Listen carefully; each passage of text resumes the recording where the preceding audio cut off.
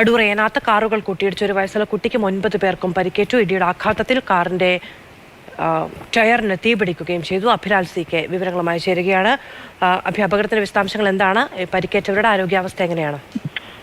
MC റോഡിൽ Enath police station പരിധിയിൽ പുതുശ്ശേരി ഭാഗത്ത് രാത്രി 2 മണിയോട് കൂടിയായിരുന്നു അപകടം. കാഞ്ഞിരപ്പള്ളിയിൽ നിന്നും തിരുവനന്തപുരത്തേക്ക് പോയ 5 സംഘം സഞ്ചരിച്ചിരുന്ന കാറിൽ തിരുവനന്തപുരത്ത് നിന്നും കോട്ടത്തേക്ക് പോയ നാഗർകോവിൽ സ്വദേശികളായ 4 പേർ സഞ്ചരിച്ചിരുന്ന വാഹനം ഇടിച്ചാണ് അപകടമുണ്ടായത്.